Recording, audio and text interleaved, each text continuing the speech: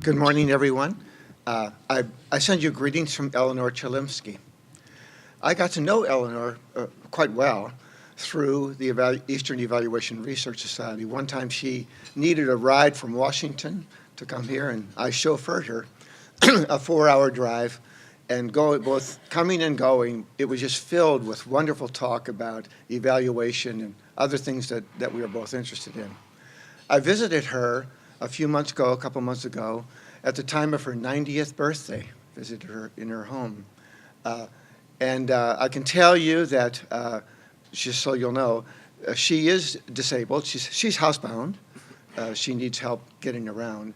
But in every other way, she's a young woman. If you heard her voice, you would swear she's about 30 or 40 years old and is just absolutely full of great enthusiasms. And I did speak to her a couple of days ago, reminding her that this was the end of the Chelimsky Forum and that I had the honor of presenting the last one. And she asked me to please just wish you all the very, very best. Okay. Now, I'd like to take you to a different place now. How many of you have seen the movie or the play Fiddler on the Roof? Okay, one of my all-time favorites. Almost every song is just beautiful and quite meaningful. By the way, I am nursing a little bit of a cold, so I may cough a little bit from time to time. Okay. Within that is one song that I think is my favorite. It's called Sunrise, Sunset. Do you know the song? And it's the older couple, and it's the night before their daughter's wedding. Okay, and they're wondering, realizing suddenly their daughter is a grown woman. And that's what the song is about, sunrise, sunset, all these years. A couple lines, when did our daughter become so beautiful? And the mother is saying, I don't remember growing old. When did she? Things happen to us like that. We don't notice day to day what's happening. But it is useful from time to time and on special occasions to step back and say, let's think about the way it used to be, and let's think about the way it might be. And that's what I'd like to do a little bit with you today, is to sort of step back and look back 25 years and look forward a few years and sort of see what this means in the field of evaluation. So that's what my presentation is all about. First of all, I'd like to give you a cavalcade-ish view of what evaluation has been like, and when I was introduced to it for the first time in 1988, is when I moved from policy evaluation to policy analysis to evaluation. And over the years, I've noticed the growth of our profession in the following way. Fundamental discussions took place around theories of evaluation, roughly in that order. They overlapped a lot. And when I went to the first conferences, I noticed that this is what they were talking about. And they talked about it in very, very academic terms. Someone would give a paper, then there would be a discussant. And then there would be an argument, not a comment, but people would put each other down almost. They would say, well, that's not right. No, that's good, that's not bad. And there would be this little give and take among people. And for someone like me, I was kind of startled by this frank exchange of that nature. And it's not something that I was used to. But it was the academic way of getting to the truth. And also at that time, there were real questions in people's minds about what evaluation was all about and who should do it and how it should be done. Okay. And so gradually these theories were developed. I'm not going to go over them. I think anyone who studied evaluation knows what these various stages were and knows who the proponents are. But to comment on that world, unintended probably, there was a sense that there's a right way to do it, and this is the right way. Okay. And people, therefore, would go back and forth on that. And there would be many disagreements about what should be done. Here's another thing, too.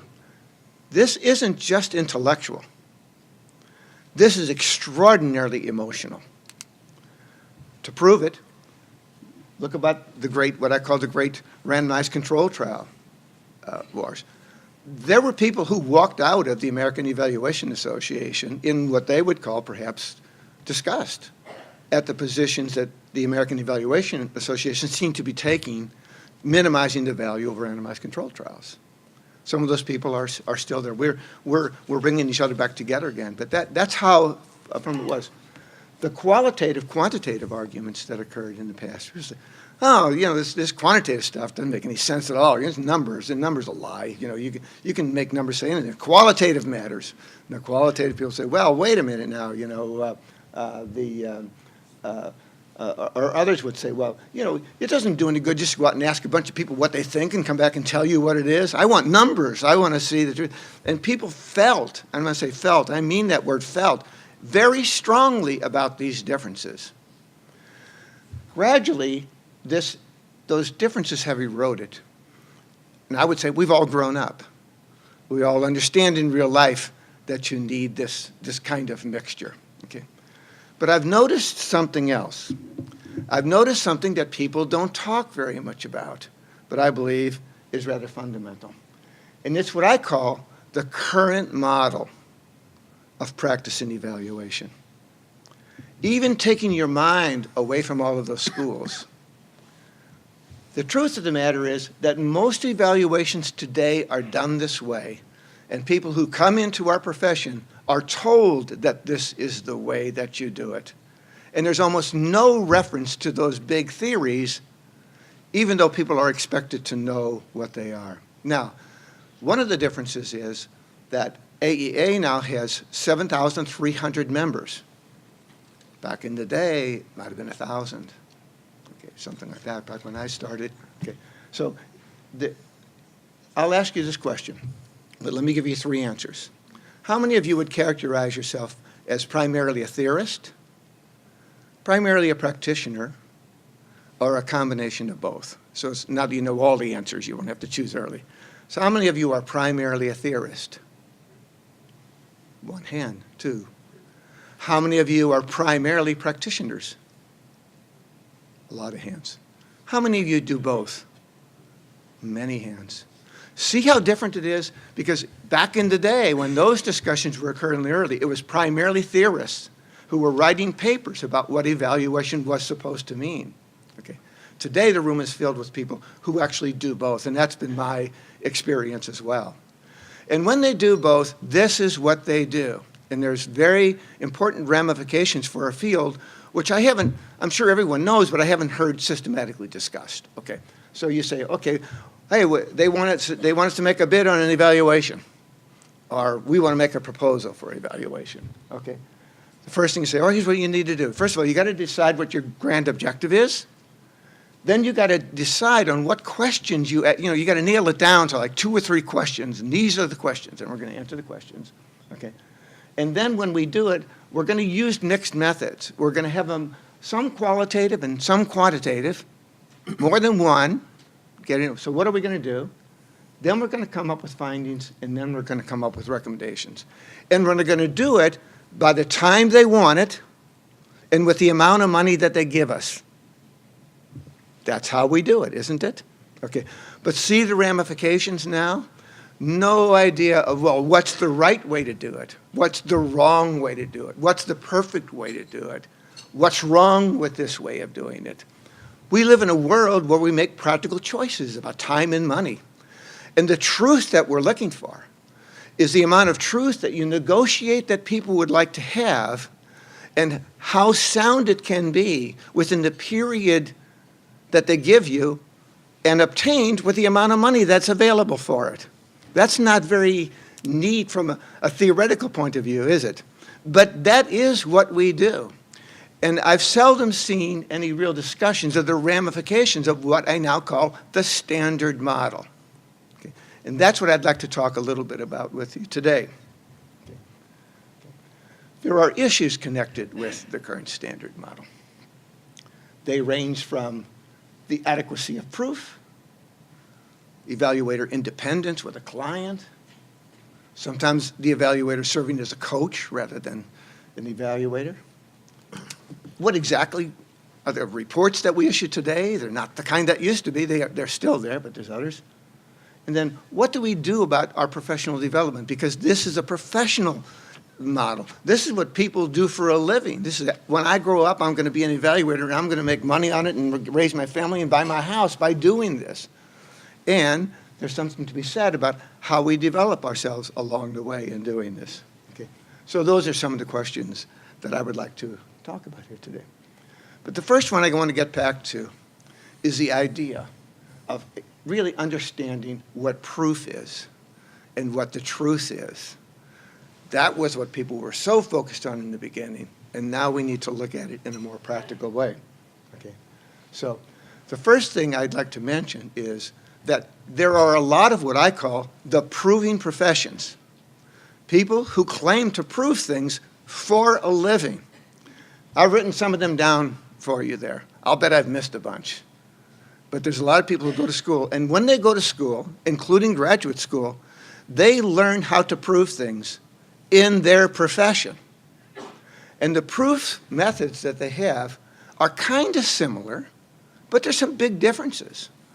Mathematicians and scientists, for example, have different means of proof. Scientists is much more observable, the big theorem. Mathematics is the axioms and things of that nature. Okay? And throughout all of them, there are differences. I don't have time to go over all those differences, but I'll remark on some of them from time to time. Okay? Again, I need to say that this is more than intellectual. This is emotional. A claim that you have proved something will evoke an emotional response. The emotional response is, oh, thanks so much. Someone finally did it. They figured it out. Or, that's not proof. Who are you trying to kid? You know, that's not right. You're not doing it right. I'll bet we get the latter one more often. Okay. And it is amazing. People are actually mad at you because you claim that you proved something.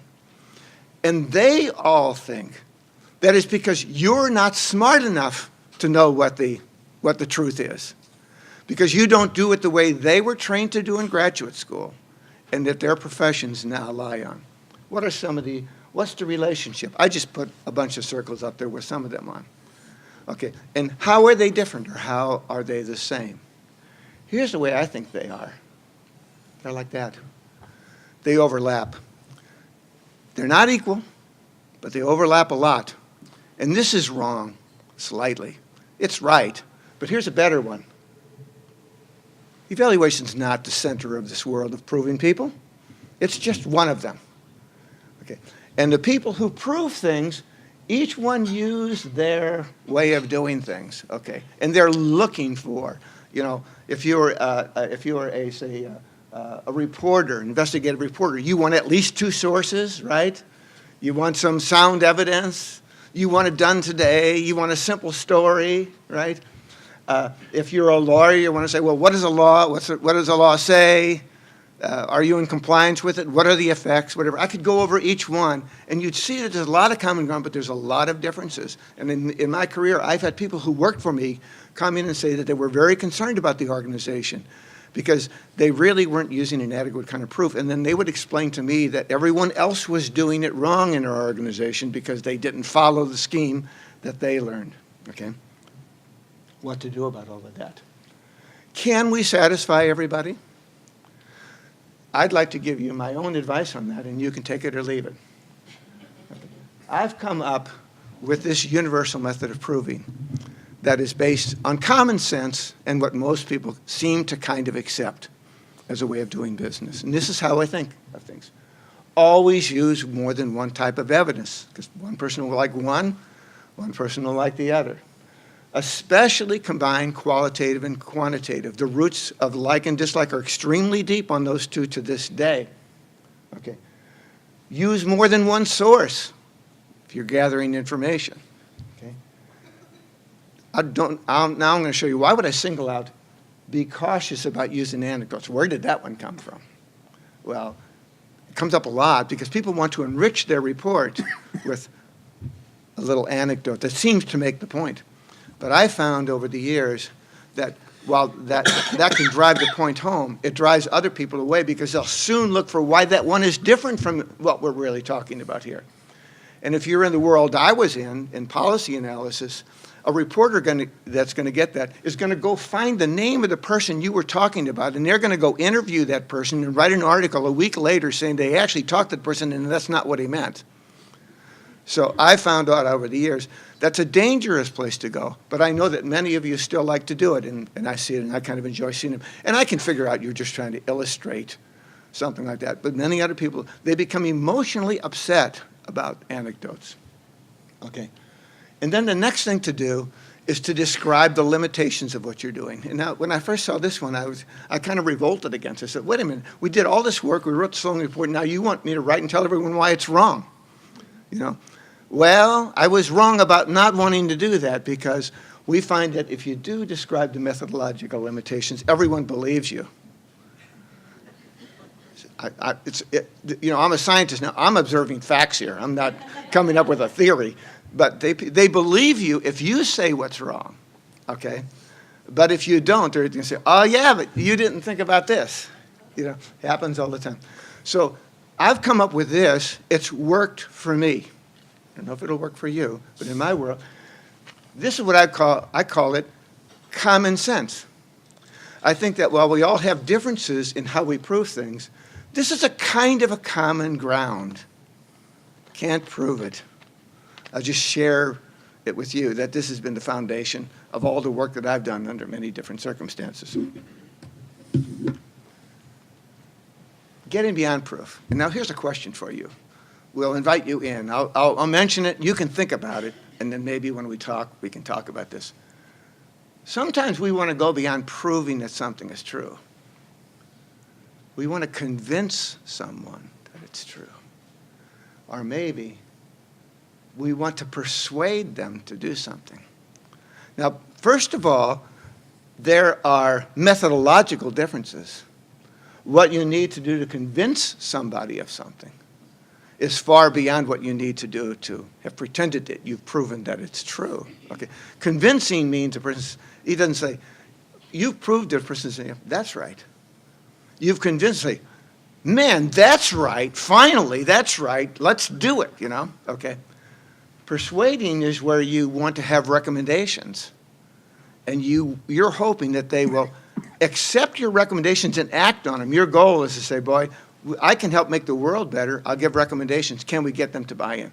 Here's a question I'm going to ask you but not answer, because I don't know the answer, okay, which is, are convincing and persuading legitimate objectives of an evaluator?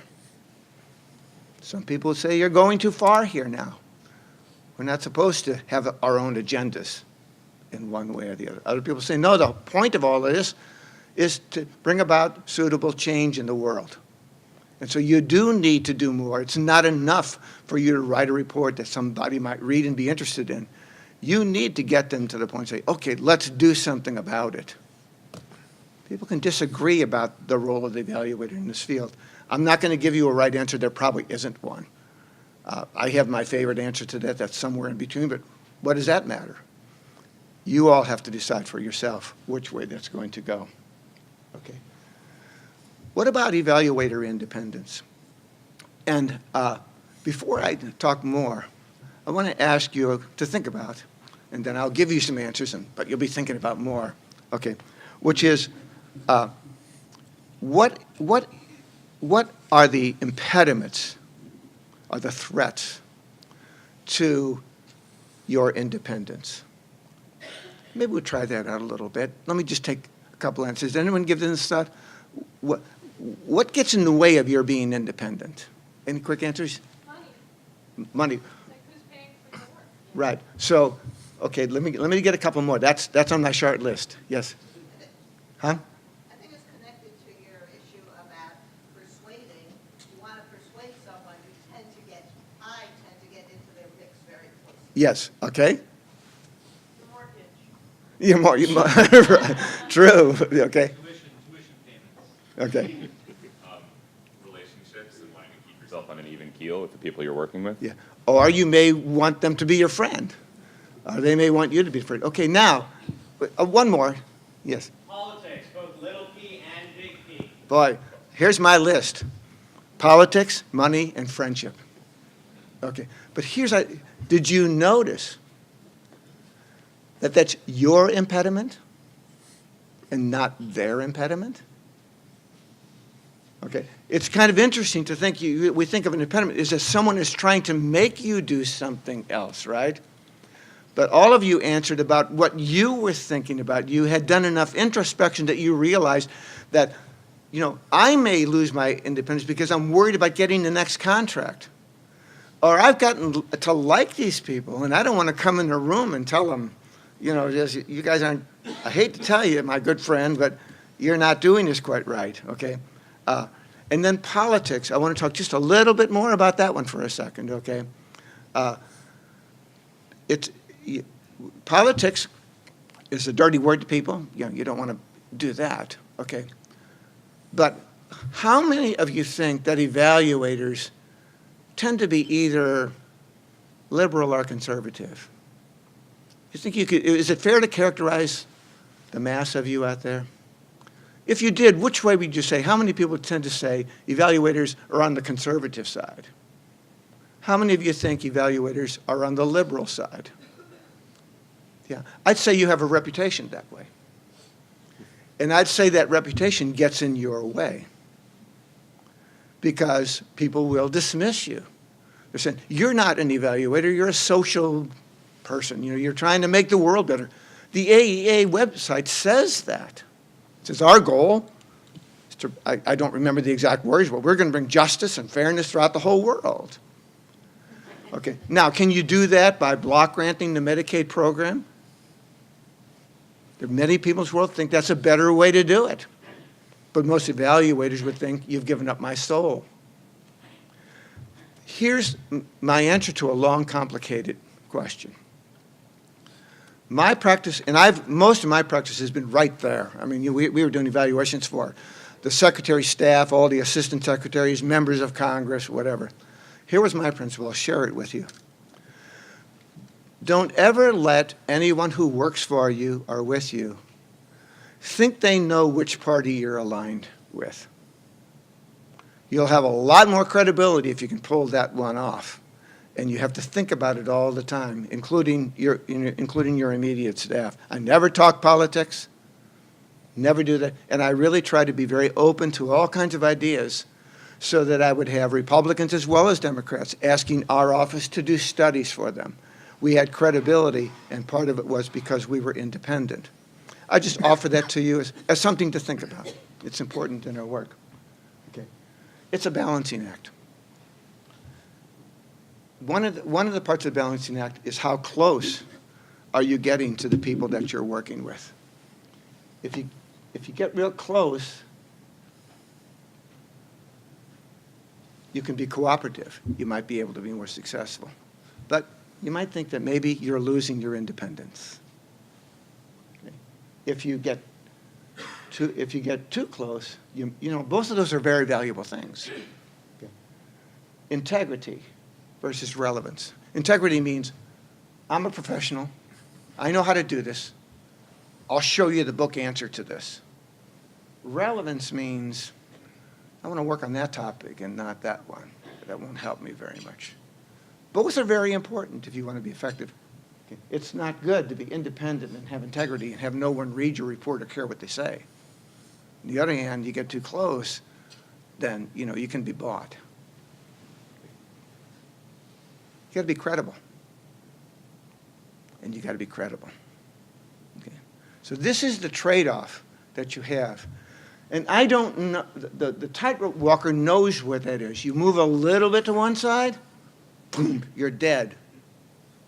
The other side, you're dead. For the evaluator, the middle is bigger than that tightrope. There is a bit of room on both sides. So I had to, over the years, my method for handling independence question. First of all, remember, it's your independence they want to pay for. It's like being an auditor. They pay for you because they know you're independent and they want that independent view. It's true for you too. It's highly valued by people who buy your services. Okay. Most of the time. Sometimes they wish you weren't. Okay, so here's my way of handling. Okay. The source of distrust and resentment is actually much, much more related to what you know and whether you're reasonable and whether things are relevant or not. It's not so much those relationships. It's getting down to fundamentals. Okay. So the first way to handle that is to know what you're talking about. Work on important matters. Be reasonable in your dealings. Know the body of work, because policymakers and others, they do. They know everything. That's how they got where they are. You need to do that too. Don't assume they don't. But here's my shtick. Well, let's ask this. What's negotiable and what isn't? Here's my answer. It may not be yours. You can negotiate the plan, the scope, the methods, and the schedule. What you can't negotiate are the results. Okay. Some will disagree with me about how much on the left-hand side is negotiable, because some of it does impinge upon what the answers are. The magic formula that I've developed for independence starts like this. You meet people with a polite reminder that you're independent. And then you say to them, but I'm still open. I need to know what you know. I need to understand you. I need to understand others. Be helpful to get your insights on this project. And then as I wrap up each meeting, I always say, again, I need to remind you, we're evaluators and we have to be independent. But this has really been helpful to me to have this exchange with you. It's very valuable. I appreciate it. This has worked for me. It's choreographed. It's very deliberately so. But it works for me, and I offer it to you for your consideration. Okay. The reality is to do that for every part of your evaluation, not just in the beginning and not at the end, but through all of its steps. Okay. Another recent problem that has arisen is the federal government and others are asking that evaluations be done with grants that they do. But the amount of money is small. They might say 10% of the grant will go for evaluation. Give someone a $100,000 grant and they got $10,000 to do an evaluation, which is impractical. There is a solution. It's called the evaluator as coach. So you coach the client on how to do big parts of the evaluation, helping them do it. Joy Quill is right here. She's developed her whole career around this. She's going to write a book about it sometime, but that's when she has time. She doesn't have time now to do that. But that's a good, that tends to work a lot, and so I thought that I would offer that to you too. Okay. All right. The other thing, it has to do with our reports. In those early academic discussions that we had, the product was always a report, and the product looked like something that you would publish in a journal that would be peer-reviewed. That's going way, way back. And the idea is, well, that's what you produce as an evaluator. It's not true anymore. You do have to have a report, but it's likely to be pretty short, or could be. Most readers want 10 pages, 15 pages. They don't want all the depth about it. Some do. It's all over the map, but many clients want really sharp and crisp reports. A lot of them want a briefing, like we're doing today. So your facility with PowerPoint has become a major skill that you didn't learn when you were in kindergarten. Maybe they do today. I don't know. So I've learned that, focus. To me, the standard report is the last thing I do, if I even do it. Okay. So the last thing I want to mention is that we have careers, and we need to give some thought as to how we develop. If we're going to advance, as in most of our kind of work, you go through three stages. You're an analyst, a team leader, and a manager. And at each stage, there's a different set of skills. So you need to start learning management skills. And you might think, well, that's in a way, it's distraction. It's not really evaluation. But you need to invest in it, and so do your supervisors. And so do you. If you're a supervisor and you start walking up there, you got to look back and help the rest of your people do that, okay? I suggest that you have an annual development plan, okay? that each year you go get yourself a big cup of coffee, sit, take a few minutes, and say, next year, I'm going to work on this programmatic area of my life. Okay, let's say, payment to physicians in Medicare. And I'm going to learn all about it. I'm going to develop a new evaluation skill. And I'm going to learn how to tackle the administrative side of my job with a particular thing that I'll pick up. Okay, now, I've got to end in 30 seconds, and I'm going to meet that goal. Okay. If you do this every year and dedicate a year to it, remember that sunrise, sunset? 30 years later, you're a powerhouse. And it's really very much worthwhile. Okay. Okay. I end now, if you'll give me just one more analogy. I started with Fiddler on the Roof. I'd like to end with Brigadoon. Brigadoon is a storied thing where there's a village in Scotland, and it comes to life one day a year. And then it keeps on going forever and ever like that. Okay. I thought, well, how is that relevant to us? It's EERS. Once a year, look at this, for a day or so, we get together, and we grow a lot in that time.